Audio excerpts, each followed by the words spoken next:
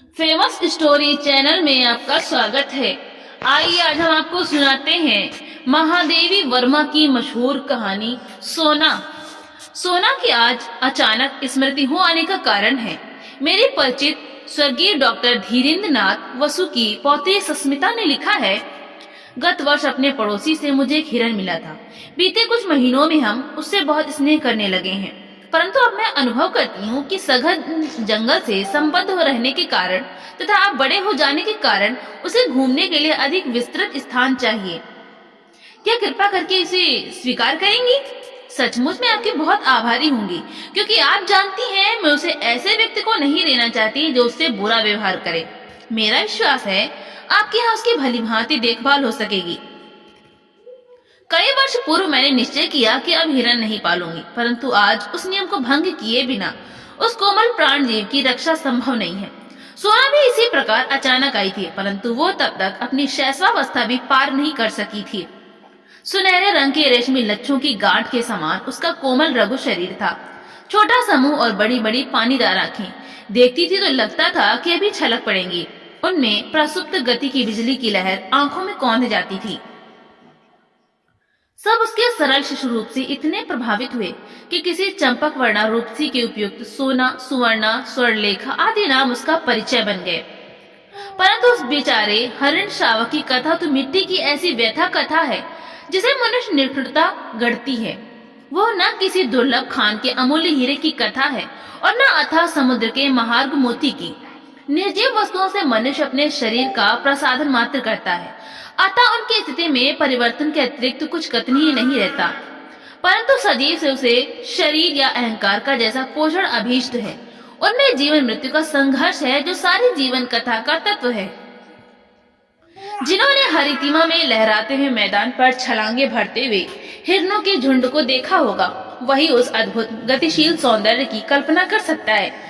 मानो तरल मरकात के समुद्र में सुनहले फेन वाली लहरों का उद्वेलन हो, परंतु जीवन के चल सौंदर्य के प्रति शिकारी का आकर्षण नहीं रहता। मैं प्राय सोचती हूँ कि मनुष्य जीवन की ऐसी सुंदर ऊर्जा को निष्क्रिय और जड़ बनाने के कार्य को मनोरंजन कैसे कहता है। मनुष्य मृत्यु को असुंदर ही नहीं अपवित्र भी मानता है। उसके अप्रियतम आत्मीय जन का शव भी उसके निकट अपवित्र, अस्पृश्य तथा भयजनक हो उठता है। जब मृत्यु इतनी अपवित्र और सुंदर है, तब उसे बांटते घूमना क्यों अपवित्र और असुंदर कार्य नहीं है, या मैं समझ नहीं पाती। आकाश में रंग बिरंगे फूलों की घटाओं के समान उड़ते हुए और वीणा, वंशी, मुरज, जल तरंग आदि का वृंदावन वृंदवादन ऑर्केस्ट्रा बजाते हुए पक्षी कितने सुंदर जान पड़ते हैं। मनुष्य ने बंदूक उठाई, निशाना साधा और कई गाते उड़ते पक्षी धरती पर ढेले के समान आ गिरे। किसी की लाल पीली चोंच वाली गर्दन टूट गई है, किसी के पीले सुंदर पंजे टेढ़े हो गए हैं और किसी के इंद्रधनुषी पंख बिखर गए हैं। छत बिछत रक्त स्नात उन्मृत अर्धमृत लघु गातों में ना संगीत है न सौंदर्य, परंतु तब भी मारने वाला अपनी सफलता पर नाच उठता है। पक्षी जगत में ही नहीं, पशु जगत में भी मनुष्य की ध्वंस लीला ऐसे ही निष्ठुर है। पशु जगत में हिरण जैसा निरीह और सुंदर पशु नहीं है। उसकी आंखें तो मानो करुणा की चित्रलिपि हैं, परंतु इसका भी गति में सजीव सौंदर्य मनुष्य का मनोरंजन करने में असमर्थ है। मानव को जो जीवन का श्रेष्ठतम रूप है, जीवन के अन्य रूपों के प्रति इतनी वितृष्णा और विरक्ति और मृत्यु के प्रति इतना मोह और इतना आकर्षण क्यों? बेचारी सोना भी मनुष्य की इसी निष्ठुर मनोरंजन प्रियता के कारण अपने अरण्य परिवेश और स्वजाति से दूर मानव समाज में आ पड़ी थी। प्रशांत वनस्थली में जब अलस भाव से रोमंथन करता हुआ मृग समूह शिकारियों की आहट से चौंक कर भागा, तब सोना की माँ सदा प्रसूता होने के कारण भागने में असमर्थ रही। सद्य जात मृग शिशु तो भाग नहीं सकता था, अतः मृगी माँ ने अपने संतान को अपने शरीर की ओट में सुरक्षित रखने के प्रयास में प्राण त्याग दिए। पता नहीं दया के कारण या कौतुक प्रियता के कारण शिकारी मृत हिरनी के साथ उसके रक्त से सने और ठंडे स्तनों से चिपटे हुए शावक को जीवित उठा लाए। उनमें से किसी के परिवार की सदैव गृहिणी और बच्चों ने उसे पानी मिला दूध पिला पिलाकर 2-4 दिन जीवित रखा।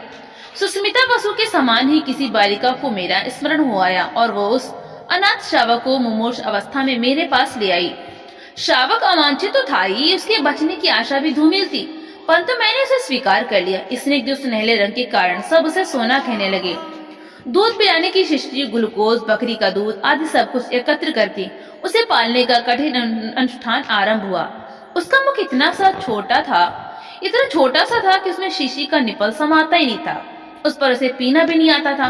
फिर धीरे धीरे उसे पीना ही नहीं, दूध की बोतल पहचानना भी आ गया। आंगन में कूदते फांदते हुए भी भक्तिन को बोतल साफ करते देखकर वो दौड़ आती और अपनी तरल चकित आंखों से उसे ऐसे देखने लगती मानो वो कोई सजीव मित्र हो। उसने रात में मेरे पलंग के पाए से सटकर बैठना सीख लिया था, पर वहां गंदा न करने की आदत कुछ दिनों के अभ्यास से पड़ सकी। अंधेरा होते ही वो मेरे कमरे में पलंग के पास आ बैठती और फिर सवेरा होने पर ही बाहर निकलती। उसका दिन भर का कार्यकलाप भी एक प्रकार से निश्चित था। विद्यालय और छात्रावास की विद्यार्थिनियों के निकट पहले वो कौतुक का कारण रही, परंतु कुछ दिन बीत जाने पर वो उनकी ऐसी प्रिय साथिन बन गई जिसके बिना उनका किसी काम में मन नहीं लगता था। दूध पीकर और भीगे चने खाकर सोना, कुछ देर कंपाउंड में चारों पैरों को संतुलित कर चौकड़ी भरती, फिर वह छात्रावास पहुंचती और प्रत्येक कमरे का भीतर बाहर निरीक्षण करती। सवेरे छात्रावास में विचित्र सी क्रियाशीलता रहती है। कोई छात्रा हाथ मुंह धोती है, कोई बालों में कंघी करती है, कोई साड़ी बदलती है, कोई अपनी मेज की सफाई करती है, कोई स्नान करके भीगे कपड़े सूखने के लिए फैलाती है और कोई पूजा करती है। सोना के पहुंच जाने पर इस विविध कर्म संकुलता में एक नया काम और जुड़ जाता था। कोई छात्रा उसके माथे पर कुमकुम का बड़ा सा टीका लगा देती, कोई गले में रिबन बांध देती और कोई पूजा के बताशे खिला देती। मेस में उसके पहुंचते ही छात्रा ही नहीं, नौकर चाकर तक दौड़ आते और सभी उसे कुछ न कुछ खिलाने को उतावले रहते, परंतु उसे बिस्कुट को छोड़कर कम खाद्य पदार्थ पसंद थे। छात्रावास का जागरण और जलपान अध्याय समाप्त होने पर वो घास के मैदान में कभी दूध चढ़ती और कभी उस पर लौटती रहती। मेरे भोजन का समय वो किस प्रकार जान लेती थी यह समझने का उपाय नहीं है, परंतु वो ठीक उसी समय भीतर आ जाती और तब तक मुझसे सटी खड़ी रहती जब तक मेरा खाना समाप्त न हो जाता।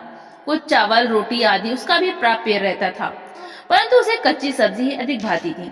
घंटी बजते ही वो फिर प्रार्थना के मैदान में पहुंच जाती और उसके समाप्त होने पर छात्रावास के समान ही कक्षाओं के भीतर बाहर चक्कर लगाना आरंभ कर देती। उसे छोटे बच्चे अधिक प्रिय थे क्योंकि उनके साथ खेलने का अधिक अवकाश रहता था। वे पंक्तिबद्ध होकर खड़े होकर सोना सोना पुकारते और वो उनके ऊपर से छलांग लगाकर एक ओर से दूसरी ओर कूदती रहती। सर्कस जैसा खेल कभी घंटों चलता क्योंकि खेल के घंटों में बच्चों की कक्षा के उपरांत दूसरी आती रहती। मेरे प्रति स्नेह प्रदर्शन के उसके कई प्रकार थे। बाहर खड़े होने पर वो सामने या पीछे से छलांग लगाती और मेरे सिर के ऊपर से दूसरी ओर निकल जाती। प्रायः देखने वालों को भय होता था कि उसके पैरों से मेरे सिर पर चोट न लग जावे, परंतु वो पैरों को इस प्रकार सिकोड़े रहती थी और मेरे सिर को इतनी ऊंचाई से लांघती थी कि चोट लगने की कोई संभावना ही नहीं रहती थी। भीतर आने पर वो मेरे पैरों से अपना शरीर रगड़ने लगती। मेरे बैठे रहने पर वो साड़ी का छोर मुंह में भर लेती और कभी पीछे चुपचाप खड़े होकर चोटी ही चबा डालती। डांटने पर वो अपनी बड़ी गोल और चकित आंखों में ऐसी अनिर्वचनीय जिज्ञासा भरकर एकटक देखने लगती कि हंसी आ जाती। कवि गुरु कालिदास ने अपने नाटक में मृगी मृग शावक आदि को इतना महत्व क्यों दिया है, यह हिरन पालने के उपरांत ही ज्ञात होता है। पालने पर वो पशु न रहकर ऐसी स्नेही संगी बन जाता है जो मनुष्य के एकांत शून्य को भर देता है, परंतु खींच उत्पन्न करने वाली जिज्ञासा से उसे बेझिल नहीं बनाता। यदि मनुष्य दूसरे मनुष्य से केवल नेत्रों से बात कर सकता तो बहुत से विवाद समाप्त हो जाते, परंतु प्रकृति को यह अभीष्ट नहीं रहा होगा। संभवतः इसी से मनुष्य वाणी द्वारा परस्पर किए गए आघातों और सार्थक शब्द भार से अपने प्राणों पर इन भाषा विहीन जीवों की स्नेह तरल दृष्टि का चंदन लेप लगाकर स्वस्थ और आश्वस्त होना चाहता है। सरस्वती वाणी से ध्वनित प्रतिध्वनित कर्ण के आश्रम में ऋषियों, ऋषि पत्नियों, ऋषि कुमार कुमारिकाओं के साथ मूक अज्ञान मृगों की स्थिति भी अनिवार्य है। मंत्रपूत कुटियों के द्वार को ही निहार कर चाहने वाले मृग रूंध लेते हैं। विदाई लेती हुई शकुंतला का गुरुजनों के उपदेश आशीर्वाद से बोझिल अंचल उसका अपत्यवत पालिक मृग छौना थाम लेता है। यस्य त्वया व्रण विरोपण मिंड गुद्रीना तैलम नश्चित मुखे कुश सूचि विद्धे श्यामा कमुष्टि परिवर्धित को जहाति सो यमुना पुत्र कृतका पद्मी मृगस्ते अभिज्ञान शाकुंतलम। शकुंतला के प्रश्न करने पर कि कौन मेरा अंचल खींच रहा है, कर्ण कहते हैं कि कुश के कांटे से जिसका मुख छिद जाने पर तू उसे अच्छा करने के लिए हिंगोट का तेल लगाती थी, जिसे तूने मुट्ठी भर भर सांवा के दानों से पाला है, जो तेरे निकट पुत्रवत है, वही तेरा मृग तुझे रोक रहा है। साहित्य ही नहीं, लोकगीतों की मर्म स्पर्शता में भी मृगों का विशेष योगदान रहता है। पशु मनुष्य के निश्चल स्नेह से परिचित रहते हैं, उनकी ऊंची नीची सामाजिक स्थितियों से नहीं। यह सत्य मुझे सोना से अनायास प्राप्त हो गया। अनेक विद्यार्थिनियों की भारी भरकम गुरुजी से सोना को क्या लेना देना था, वो तो उसी दृष्टि से पहचानती थी जिसमें उसके लिए स्नेह छलकता था, और उन हाथों को जानती थी जिन्होंने यत्नपूर्वक दूध की बोतल उसके मुख से लगाई थी। यदि सोना को अपने स्नेह की अभिव्यक्ति के लिए मेरे सिर के ऊपर से कूदना आवश्यक लगेगा तो वो कूदेगी ही। मेरे किसी अन्य परिस्थिति से प्रभावित होना उसके लिए संभव ही नहीं था। कुत्ता स्वामी और सेवक का अंतर जानता है और स्वामी की स्नेह या क्रोध की प्रत्येक मुद्रा से परिचित रहता है। स्नेह से बुलाने पर वो गदगद होकर निकट आ जाता है और क्रोध करते ही सभीत और दयनीय बनकर दुबक जाता है। पर हिरण यह अंतर नहीं जानता, अतः उसका अपने पालने वाले से डरना कठिन है। यदि उस पर क्रोध किया जावे तो अपनी चकित आंखों में और अधिक विस्मय भरकर पालने वाले की दृष्टि से दृष्टि मिलाकर खड़ा रहेगा। मन पूछता हो क्या यह उचित है? वो केवल स्नेह पहचानता है जिसकी स्वीकृति जताने के लिए उसकी विशेष चेष्टाएं हैं। मेरी बिल्ली गोधुली, कुत्ते हेमंत वसंत, कुत्ती फ्लोरा सब पहले इस नए अतिथि को देखकर रुष्ट हुए, परंतु सोना ने थोड़े ही दिनों में सबसे सख्य स्थापित कर लिया।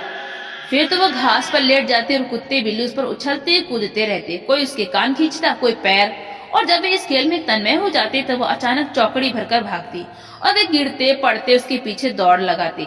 वर्ष भर का समय बीत जाने पर सोना हरिण शावक से हरिणी में परिवर्तित होने लगी। उसके शरीर के पीताभ रोएं ताम्रवर्णी झलक देने लगे, टांगे अधिक सुडौल और खुरों के कालेपन में चमक आ गई, ग्रीवा अधिक बंकिम और लचीली हो गई, पीठ में भराव वाला उतार चढ़ाव और स्निग्धता दिखाई देने लगी। परंतु सबसे अधिक विशेषता उसकी आंखों और दृष्टि में मिलती थी।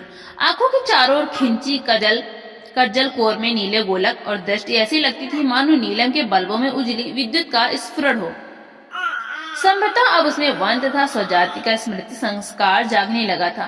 प्राय सूने मैदान में वो गर्दन ऊंची करके किसी की आहट की प्रतीक्षा में खड़ी रहती।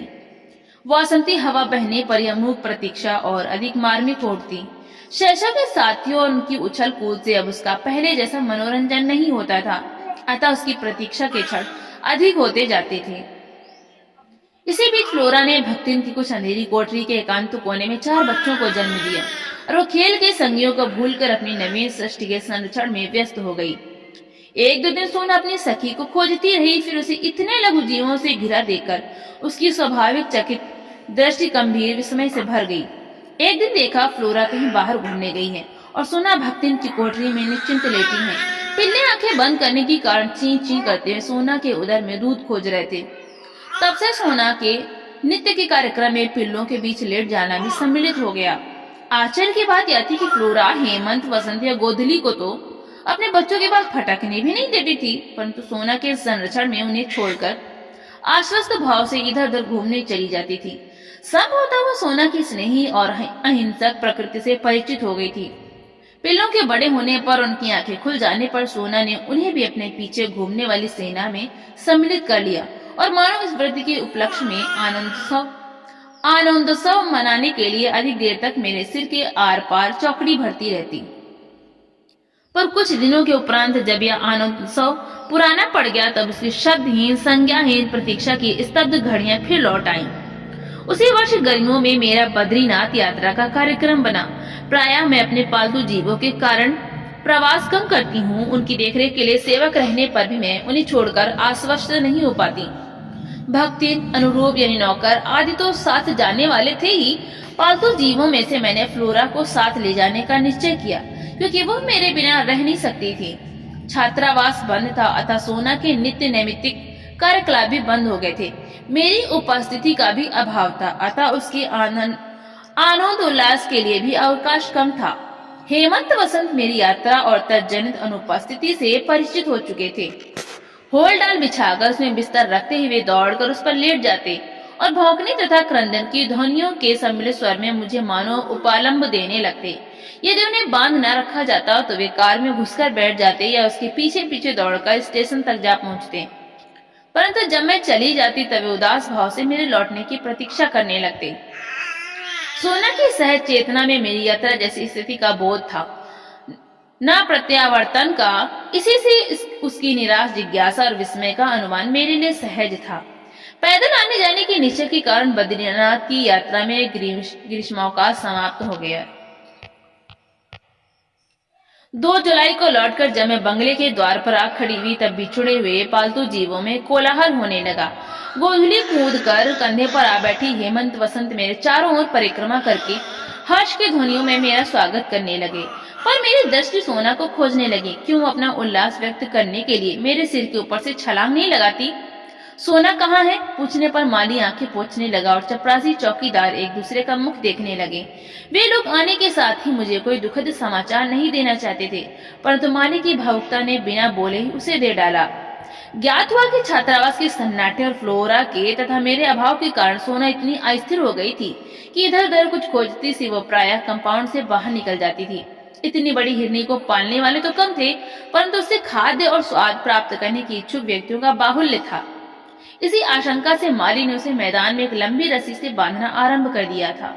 एक दिन न जाने किस स्तब्धता की स्थिति में बंधन की सीमा भूलकर बहुत ऊंचाई तक उछली और रस्सी के कारण मुख के बल धरती पर गिरी।